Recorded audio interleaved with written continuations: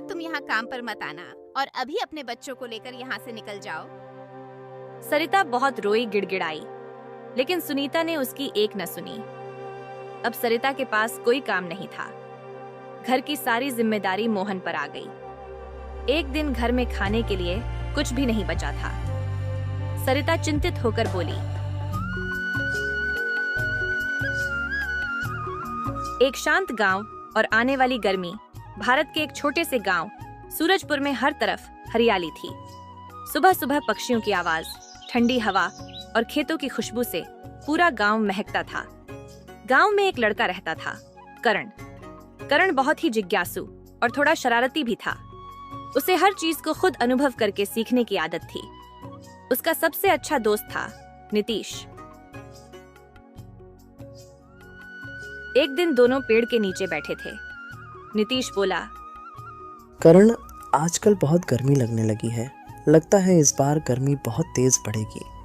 करण ने हंसते हुए कहा, अरे, हर साल यही कहते हो। इतना भी क्या डरना गर्मी से। तभी पास से एक बुजुर्ग किसान गुजर रहे थे। उन्होंने उनकी बात सुन ली। वह रुके और बोले, बेटा, गर्मी मजाक नहीं होती। अगर समझदारी से नहीं रहे तो परेशानी जरूर होती है। करण ने हल्के में लेते हुए कहा, हम तो संभाल लेंगे काका। काका मुस्कुराए, लेकिन बोले कुछ नहीं, और चल पड़े। कुछ ही दिनों में मौसम पूरी तरह बदल गया। सुबह की ठंडी हवा अब गर्म हो गई थी। दोपहर में तो ऐसा लगता जैसे सूरज आग बरसा रहा हो।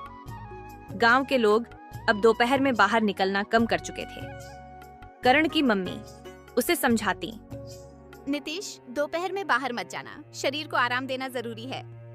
लेकिन वहां बैठा करण ने अपनी मम्मी की बात पर ध्यान नहीं दिया। एक दिन दोपहर के समय करण अपने दोस्तों के साथ खेलने निकल गया। शुरू में सब ठीक लगा, लेकिन धीरे धीरे उसे बहुत प्यास लगने लगी।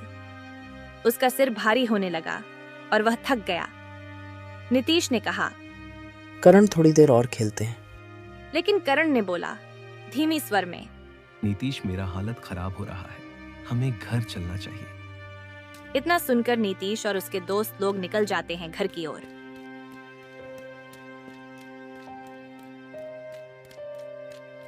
थोड़ी दूर ही करण गया था कि तभी उसे बहुत जोर की प्यास लगी। इसके बाद नीतीश और उसके दोस्त पानी लाने के लिए चले गए और करण बरगद के पेड़ के नीचे बैठकर इंतजार करने लगा। तभी कुछ देर इंतजार करने के बाद एक बुद्धिमान व्यक्ति आया और करण से बोला, अरे करण, तू यहाँ क्यों बैठा है? लू बहुत तेज चल रही है। घर चला जा, नहीं तो बीमार पड़ जाएगा। अंकल जी, मेरी पहले से ही गर्मी के कारण हालत खराब है, इसलिए मैं यहाँ बैठा हूँ क्योंकि मेरे दोस्त मेरे लिए पानी लेने गए हैं। अच्छा, ये बात है। मैंने सुना है कि तू गर्मी पर विश्वास नहीं करता। मैं तुझे अपनी एक सच्ची घटना बताता हूँ। जब मैं 8 साल का था, तब एक दिन भयंकर गर्मी में हम दोपहर में खेल रहे थे। अचानक मुझे लगा कि मेरा शरीर कुछ अलग हो गया है। हाथ पैर भारी, सिर चकराने लगा। मैं पेड़ के नीचे बैठ गया, लेकिन अजीब सा एहसास हो रहा था, जैसे सब कुछ धीरे धीरे दूर जा रहा हो। तभी मेरे दोस्त ने मुझे झकझोरा, अरे क्या हुआ? और मैं अचानक फिर से सामान्य हो गया।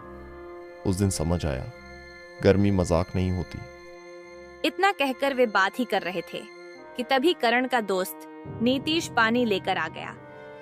करण ने पानी पिया और वहां से घर आ गया। घर आने के बाद माँ ने पूछा, वह बूढ़े काका आए थे, बोल रहे थे कि मैंने करण को मैदान के बरगद वाले पेड़ के नीचे बैठा हुआ देखा, लेकिन करण का चेहरा उतरा था। आखिर क्या हुआ था तुझे? कुछ बताएगा भी? अरे माँ, मुझे कुछ नहीं हुआ था। थोड़ी गर्मी की वजह से चक्कर आ गया था। लेकिन माँ, तुमसे एक बात कहनी थी। अगर हम अपने घर में एक नौकरानी रख लें तो क्या तुम बोलती हो माँ? अरे करण बेटा, तुम्हारे पापा से पूछना पड़ेगा ना। आज शाम को मैं तुम्हारे पापा को कॉल करूंगी और उनसे पूछूंगी कि क्या घर में नौकरानी रख लें। उसी शाम करण की माँ ने करण के पिताजी के पास में कॉल किया और सारी बात बताई जो करण ने बताया था माँ को। इसके बाद करण के पापा बोले, अगर ऐसा बात है तो मैं करण को बता दूंगा कि नौकरानी कहाँ से लानी है।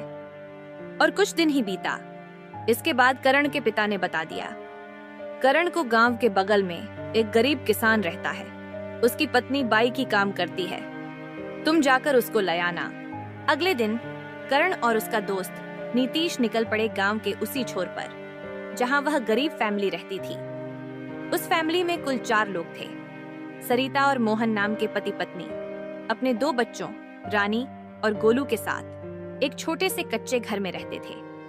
उनका जीवन बहुत ही साधारण था, लेकिन वे अपने बच्चों को अच्छी जिंदगी देने के लिए दिन रात मेहनत करते थे।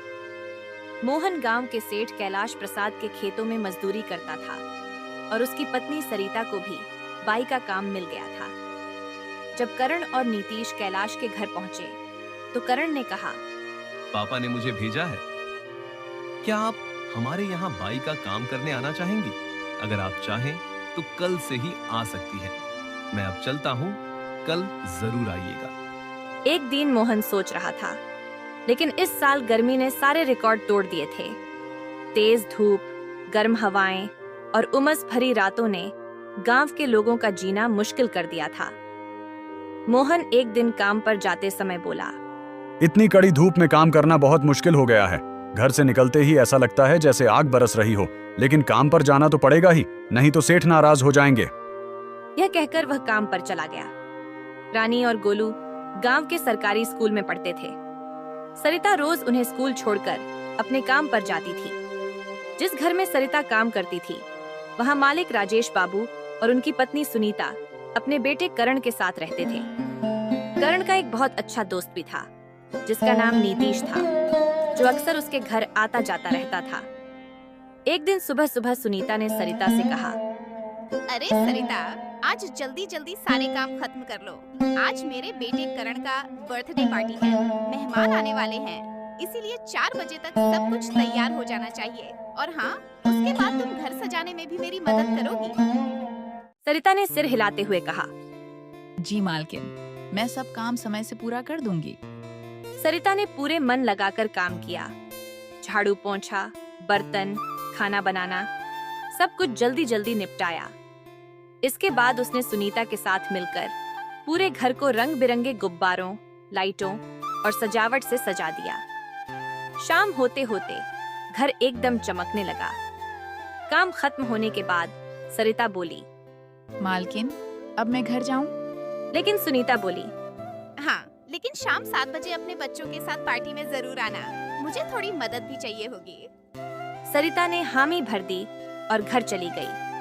शाम को सरिता अपने दोनों बच्चों रानी और गोलू को साफ कपड़े पहनाकर पार्टी में ले आई। घर को देखकर दोनों बच्चे हैरान रह गए। रानी बोली, अरे गोली, ये घर कितना बड़ा और सुंदर है, और देखो बाहर इतनी गर्मी है लेकिन अंदर कितना ठंडा लग रहा है।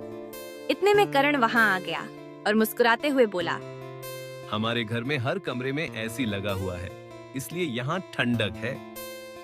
गोली ने उत्साहित होकर कहा, दीदी, हम भी पापा से कहेंगे कि हमारे घर में भी एसी लगवा दे। थोड़ी देर बाद केक काटने का समय हो गया। सब लोग हॉल में इकट्ठा हो गए, लेकिन रानी और गोली चुपचाप करण के कमरे की ओर चले गए, जहां एसी चल रहा था। कमरे में पहुंचते ही उन्हें ठंडी ठंडी हवा महसूस हुई। गोली बोला, दीदी, यहाँ तो और भी ज्यादा ठंडक है। दोनों बेड पर बैठ गए और धीरे धीरे लेट गए। ठंडी हवा के कारण उन्हें बहुत अच्छा लग रहा था और कुछ ही देर में दोनों को नींद आ गई।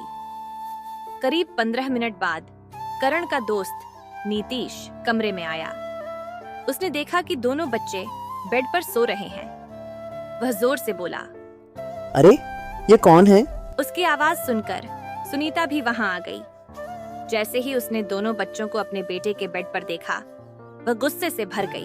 तुम लोगों की हिम्मत कैसे हुई मेरे बेटे के बेड पर सोने की? सरिता भी दौड़कर वहां आई और हाथ जोड़कर बोली, मालकिन, बच्चे हैं, गलती हो गई, कृपया इन्हें माफ कर दीजिए। लेकिन सुनीता का गुस्सा शांत नहीं हुआ। आज के बाद तुम यहाँ काम पर मत आना और अभी अपने बच्चों को लेकर यहाँ से निकल जाओ। सरिता बहुत रोई, गिड़गिड़ाई, लेकिन सुनीता ने उसकी एक न सुनी। अब सरिता के पास कोई काम नहीं था। घर की सारी जिम्मेदारी मोहन पर आ गई। एक दिन घर में खाने के लिए कुछ भी नहीं बचा था। सरिता चिंतित होकर बोली, हे भगवान, अब बच्चों को क्या खिलाऊं? चिंता मत करो, आज मैं खाना लेकर आया हूँ। सेठ के यहाँ दावत थी। उस दिन तो किसी तरह काम चल गया, लेकिन आगे की चिंता बनी रही। अगले दिन सरिता काम की तलाश में निकली। रास्ते में उसे एक पोस्टर दिखा, पकौड़े बनाने वाले की आवश्यकता है। वह तुरंत वहां पहुंच गई और बोली, मुझे पकौड़े बनाना आता है। दुकान मालिक रमेश ने उसे काम पर रख लिया। सरिता के हाथ के बने पकौड़े ग्राहकों को बहुत पसंद आए। ग्राहक बार बार आकर खाने लगे। रमेश खुश होकर बोला, तुम्हारे हाथ में तो जादू है। धीरे धीरे दुकान की बिक्री बढ़ने लगी। रमेश ने दुकान में एसी भी लगवा दिया। कुछ महीनों बाद सरिता ने अपनी मेहनत से पैसे जोड़कर एक सेकंड हैंड एसी खरीद लिया और अपने घर में लगवा दिया। एसी चलते ही ठंडी हवा पूरे घर में फैल गई। रानी और गोलू खुशी से झूम उठे। मोहन बोला, तुमने बच्चों का सपना पूरा कर दिया। अब पूरा परिवार खुशी खुशी रहने लगा। गर्मी भी अब उन्हें परेशान नहीं करती थी। सरिता और मोहन की मेहनत रंग लाई और उन्होंने यह साबित कर दिया कि मेहनत और हिम्मत से हर मुश्किल आसान हो जाती है। अगर आपको ये कहानी पसंद आई हो तो ऐसे ही मजेदार और सीख देने वाली कहानियों के लिए हमारे चैनल के होम टीवी को अभी सब्सक्राइब करें।